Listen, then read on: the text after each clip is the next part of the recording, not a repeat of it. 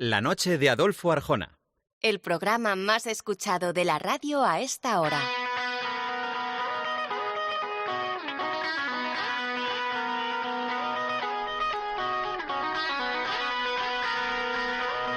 Hola, hola, hola, hola, hola. Bienvenidos a una nueva entrega de La Noche de Arjona. Arrancamos semana que terminará el 19 de julio, del 13 al 19 de julio, en un programa que realiza el gran Javier Campos. Ya sabes que nos encanta cebarte en breve espacio de tiempo con los contenidos del programa, que solo son parte de esos contenidos. Como siempre, arrancamos con la enciclopedia oculta de Guillermo Díaz. Mónica García es la encargada de resumir. Mónica, buenas noches. Hola, Adolfo, buenas noches. Pues esta semana Guillermo Díaz nos lleva hasta los rincones más insólitos de la Guerra Fría, una época en la que el espionaje y la obsesión por adelantarse al enemigo dieron lugar a algunos de los planes más extravagantes jamás aprobados. Gatos convertidos en dispositivos de escucha, murciélagos cargados con explosivos, palomas entrenadas para guiar misiles o proyectos para hacer estallar una bomba nuclear en la mismísima Luna. Historias reales, documentadas y aprobadas en despachos oficiales que demuestran que a veces la realidad supera con creces a la ficción. Después de las noticias de las 2, una en Canarias, nuestro monográfico. Yolanda Guirado, muy buenas noches. Buenas noches, Adolfo. Todos los días escuchamos en la radio noticias sobre el presidente francés, sobre el presidente de Estados Unidos o el presidente ruso, Vladimir Putin. Pero, ¿qué pasa en el corazón de esos grandes líderes? Esta noche vamos a conocer los detalles más íntimos, más desconocidos. Vamos a conocer las relaciones extramatrimoniales que han mantenido algunos de ellos. Senador, ¿puedo hacerle una pregunta? ¿Cree que tiene un matrimonio tradicional? Lo único que te pedí fue que no me humillaras. Hoy nueva entrega de infidelidades de mandatarios. Sí, me acuerdo ahora de la anécdota que cuenta Manolo Lama. Hay una gran rivalidad entre su pueblo Cabra y Lucena, que es otro pueblo de la provincia de Córdoba. Una vez el alcalde de Lucena le mandó una camioneta llena de cuernos al alcalde de Cabra. ¿Qué es lo que hizo el alcalde de Cabra? Mandarle una camioneta llena de huevos. La frase era: cada uno manda de lo que más tiene.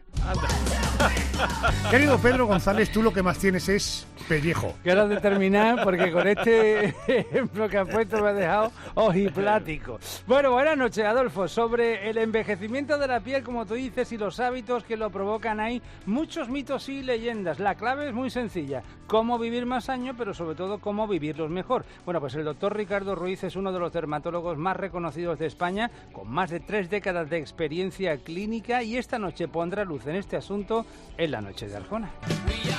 En Memorias del programa, Andrés Atienza, ¿qué vamos a recordar hoy? Bueno, pues noticias, asuntos que eran noticias una semana como esta, pero de hace justo un año. Mira, había una pareja en un concierto de Coldplay en Boston, en Estados Unidos. Estaban abrazados, estaban disfrutando del concierto, pero de buenas a primeras, la Kiss Cam los enfocó. La imagen se difundió en las pantallas gigantes del recinto. Lejos de besarse, se escondieron, se separaron, pero el líder de la banda, Chris Martin, que estaba allí a Liquindoy, dijo por el micro: miren estos dos, o están teniendo una aventura o son muy tímidos.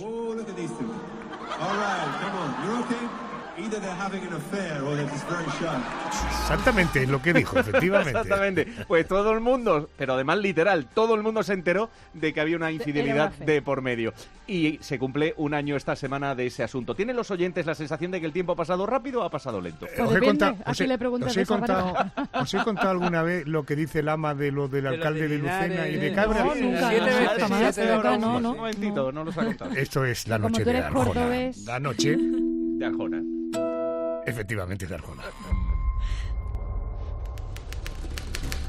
En cualquier historia que se precie está lo que se ve y lo que se esconde. Esto es más cierto aún en las historias de guerra.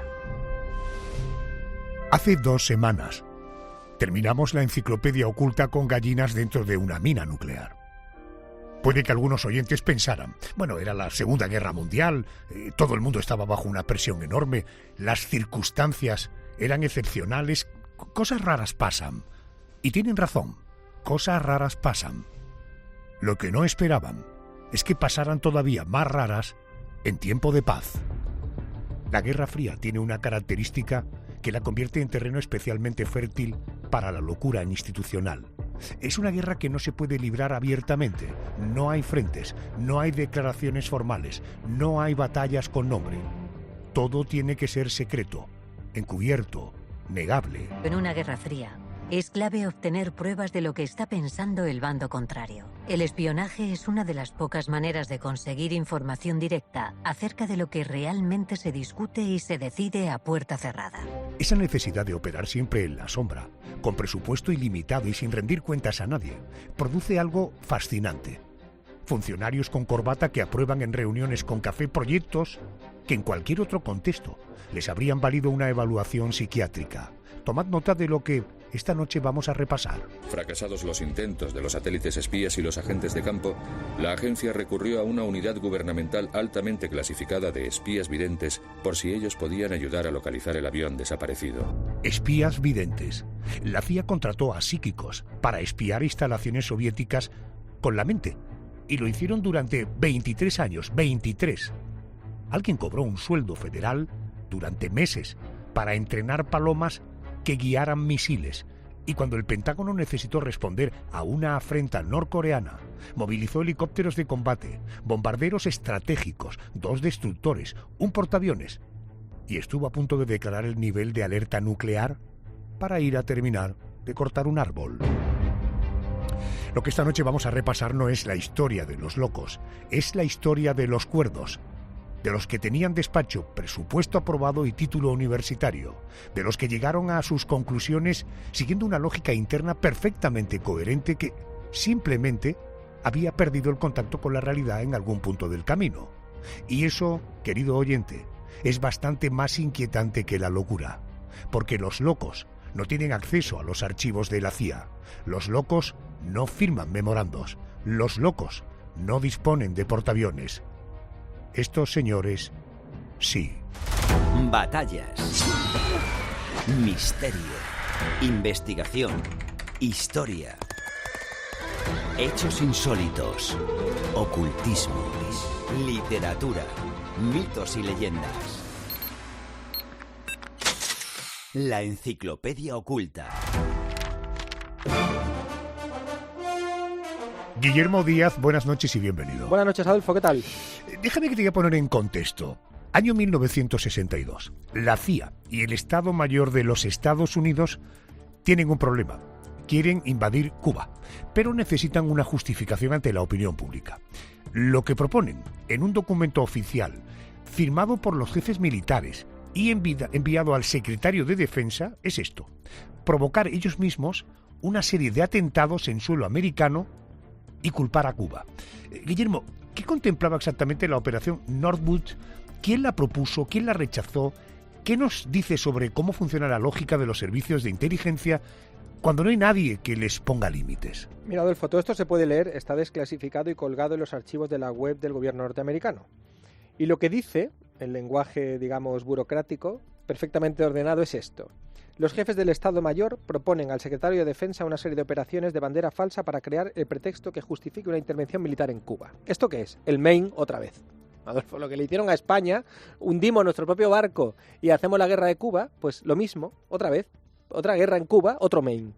¿Qué decían? Pues proponían simular un ataque terrorista en la base de Guantánamo, hundir un barco americano y culpar a los cubanos. Después, organizar una oleada de atentados con bomba en Miami y Washington. Derribar o simular el derribo de un avión de pasajeros norteamericano. Incluso contemplaban la posibilidad de crear una lista falsa de víctimas civiles para los medios de comunicación. El documento lo firmó el general Lyman Schmitzer, jefe del Estado Mayor Conjunto. Está firmado el 13 de marzo de 1962 y se lo envió al secretario de Defensa con toda la formalidad institucional. Dijo, aquí tienes un plan serio, pum, ¿no? Firmado Schmitzer, ¿no? Lo rechazó Kennedy, personalmente. Y pocos meses después destituyó a Schmitzer como jefe del Estado Mayor. Supongo que con una nota, en vez de top secret, pondría tarado peligroso. Pero esta operación Northwood... Precursor de las teorías conspiranoicas. Hombre, claro, tú imagínate. Fuerte, ¿eh? Imagínate con un tío con una mente débil de esto. Lo que pasa es que se da cuenta que el Estado funciona.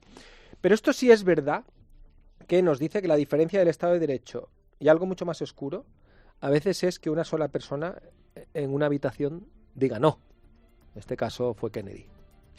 Déjame, porque hacía en la presentación alusión a un asunto. La CIA buscó usar la mente humana, directamente como arma de espionaje, sin drogas, sin tecnología, solo con la concentración de personas presuntamente dotadas para ver a distancia y sin moverse del sitio, lo que ocurría, por ejemplo, en instalaciones soviéticas. Ese era el objetivo. Este fue el proyecto Stargate. Cuéntanos cómo funcionaban estos espías psíquicos y si realmente produjeron alguna vez información útil. Mira, cuando estábamos preparando este programa, este era el que yo tenía más fresco en la cabeza y el proyecto que mejor conozco de todos. Yo soy muy aficionado al mentalismo, que es una disciplina de la magia, ¿no? La que hace Anthony Blake y tal. Realmente eres aficionado a la magia y como consecuencia al mentalismo, ¿no? Exacto. Entonces, el proyecto Stargate es muy famoso en el mundo del mentalismo. ¿Por qué? Porque los mentalistas simulan tener los poderes de los que vamos a hablar aquí. Y todo el contexto de este proyecto muchas veces se puede utilizar a la hora de presentar una sesión de mentalismo. ¿En qué consiste este proyecto? Y ya con esto he dado una pista. Teóricamente, la CIA pone en marcha un equipo de personas que tenían visión remota. Remote viewing se llama. El protocolo era así. Esta persona con visión remota o espía psíquico se sentaba en una sala, se le daban unas coordenadas geográficas, solo las coordenadas, sin más información. Este psíquico se concentraba y decía lo que estaba viendo. Y visualizaba esas coordenadas. Él solo en una sala, ¿vale? Las sesiones se grababan y un analista comparaba las descripciones con los que los servicios de inteligencia sabían del objetivo. Dice, la CIA se ha vuelto loca. Cuando empiezas a indagar, ves que es que la CIA había detectado que esto lo estaban haciendo los rusos. Y entonces dijeron, si los rusos lo hacen, aquí hay algo. Y entonces empezaron a hacerlo. Una especie de... Estaba la carrera espacial, pues la carrera... ¿Cómo se llama este? ¿Paco Porras? Carrera Paco Porras. Es eso. El de los apios en la cabeza. Sí. Entonces, pues, claro, empezaron una escalada ahí también. Claro, ellos, aunque ellos estén hablando con el cosmos, nosotros también, ¿no? Produjeron información útil. Aquí la cosa se complica. Hubo casos documentados en que los visionarios remotos describieron instalaciones soviéticas con un nivel de detalle que era difícil de explicar por el azar. El caso más citado es el de una instalación submarina secreta, que es de Severodonetsky, y uno de los psíquicos describió un nuevo tipo de submarino con características muy específicas, y la inteligencia convencional confirmó que existía. Lo que no te cuentan es que si tienes a cientos de psíquicos haciendo cientos de sesiones de este tipo, describiendo un entorno, le dice una instalación militar, no sé cuánto tal, pues al final el burro, la flauta, una vez toca, una vez afina, ¿vale? Entonces, bueno, que uno sonara no tiene que llenar de esperanza todo el proyecto. ¿Qué pasó? Bueno, el informe, la evaluación final, fue publicado en 1995 y fue demoledor, ¿no? El rendimiento general era estadísticamente comparable al azar. No era repetible, no era controlable, ni era operativamente útil. En 1995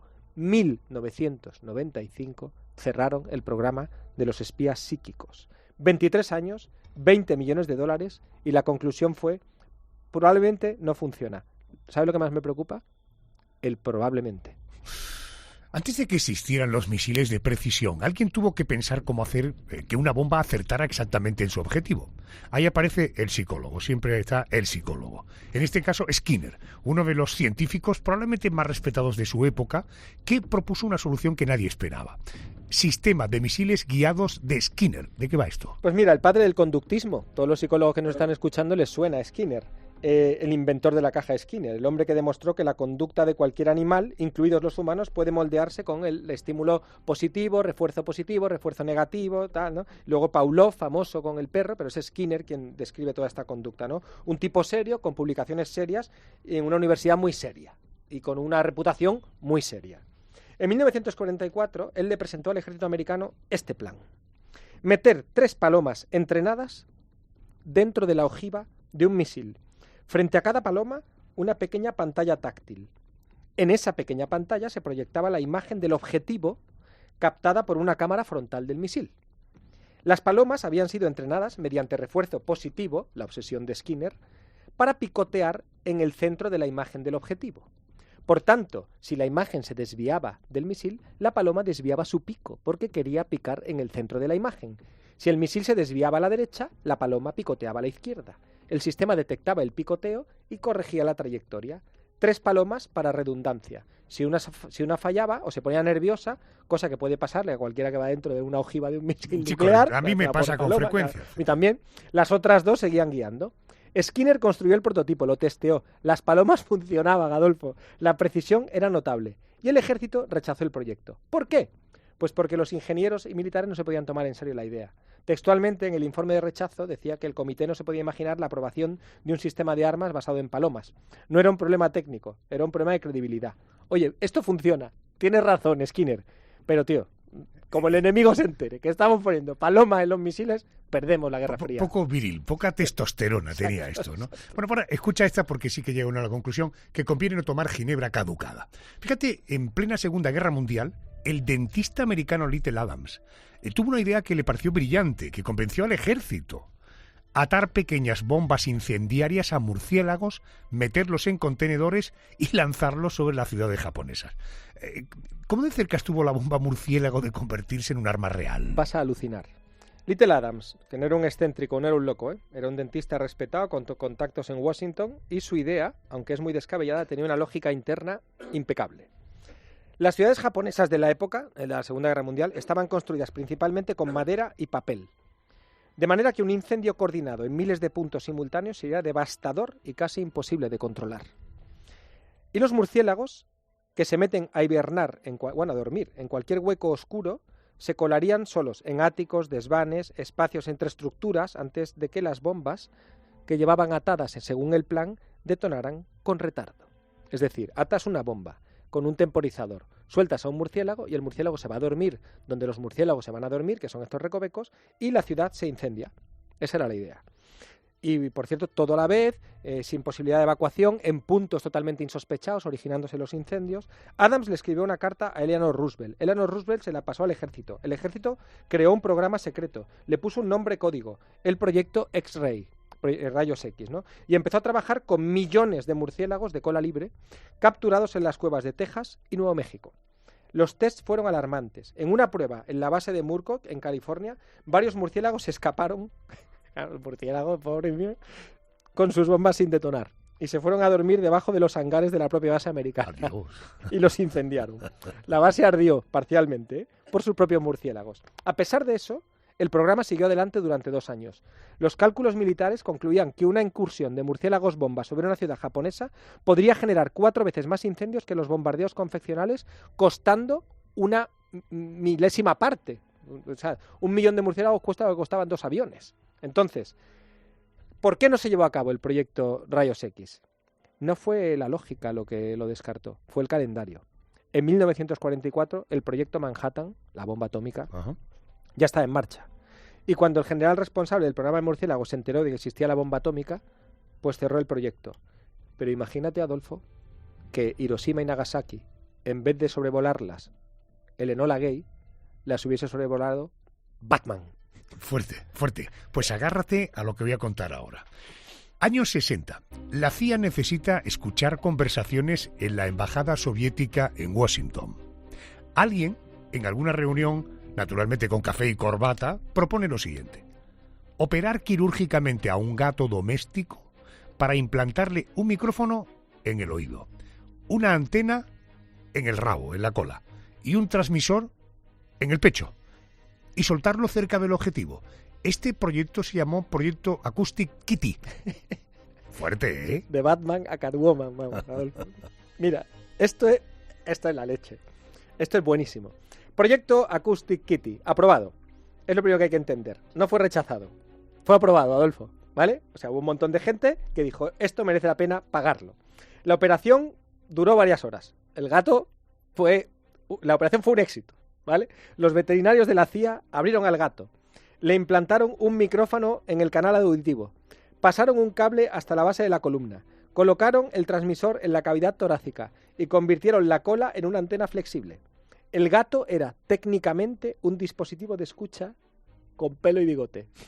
El problema práctico era que habían preguntado todas las posibilidades técnicas, todos los avances, los mejores veterinarios, los mejores técnicos en acústica, en radio, tal, pero no le debieron preguntar a nadie que tuviera un gato, porque los gatos no van donde tú quieres que vayan, los gatos van donde el gato quiere y tienen sus propias prioridades, hambre, sueño y sobre todo una curiosidad absolutamente sometida al azar. La CIA tuvo que hacer una segunda intervención quirúrgica para implantar un regulador que suprimía la señal de hambre del gato, para que no se distrajera cuando tuviera de misión. Pobre gato. Imagínate el gato. Pobre gato. Imagínate el gato otra vez. Tal. En 1967 llegó la prueba de campo. Soltaron al gato cibernético, que el informe desclasificado llama simplemente el gato, en el Parque Lafayette, frente a la embajada soviética en Washington. El objetivo del gato era captar la conversación de dos hombres sentados en un banco. El gato cruzó la calle y lo atropelló un taxi. El informe oficial de la CIA, desclasificado en 2001, muerto en combate. Concluye, tú imagínate la cara del taxista cuando se baja y ve al gato echando chispas. Concluye el informe desclasificado en 2001, concluye que el proyecto demostró que el adiestramiento de gatos para misiones de inteligencia era impracticable. Adolfo, $20 millones. Qué barbaridad. 2 cirugías mayores y lo mató un taxi. ¿Cuánto coldo y cuánto ávalos ha habido en la historia? Bueno, en la historia, incluso en la reciente, ¿no? Bueno, vamos a cerrar con algo que resume mejor que cualquier otra cosa hasta dónde puede llegar la lógica del poder cuando se combina con el orgullo herido. Agosto de 1976. Zona desmilitarizada entre las dos Coreas. Unos soldados americanos salen a podar un árbol que tapa la visión entre dos puestos de control. En vez de cambiar los puestos de control, decidieron cortar el árbol. Y la cosa se va de madre. Exactamente, ¿en qué consistió la operación Paul Bunyan? Mira, esto es cuando lo importante es saber parar una discusión.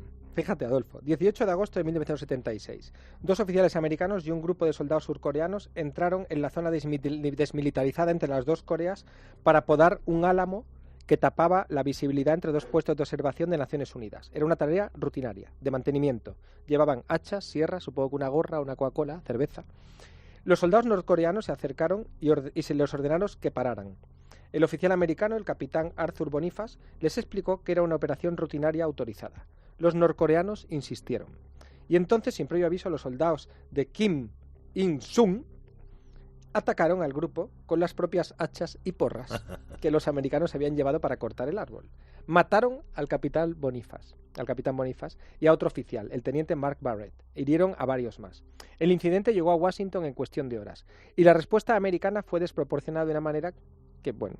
No queríais que cortáramos un árbol, exacto, ¿no? Vais a ver.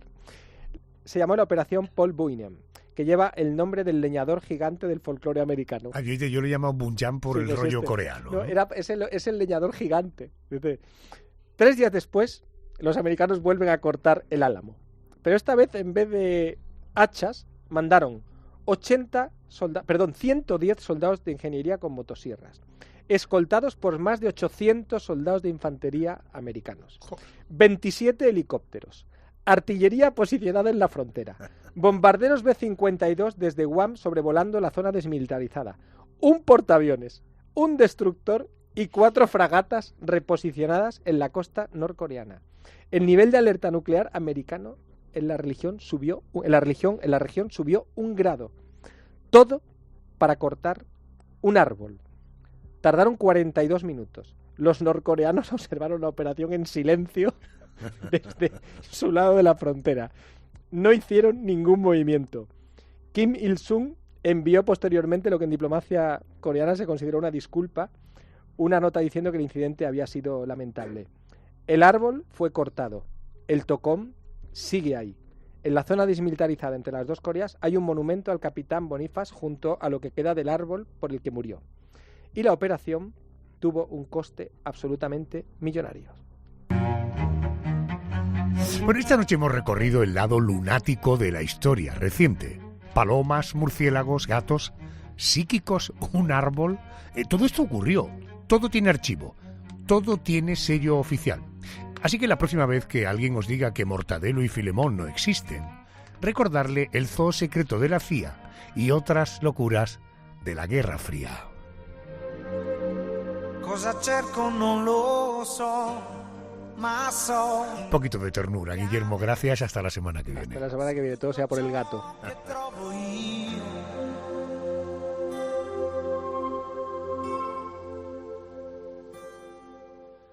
Fammi camminare lungo le argini di una certezza, calmami le rapide del cuore.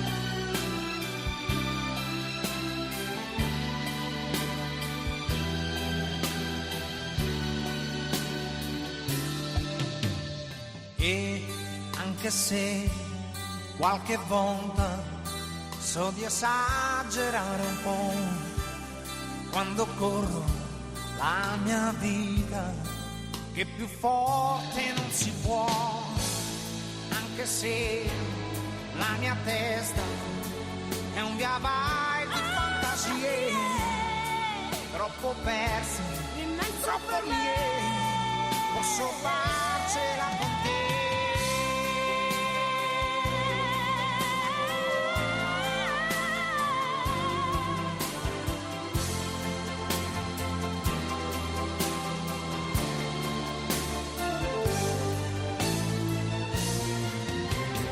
Fino a te io voglio arrivarti dentro, ora che le mani mi portano fino a te, raggiungere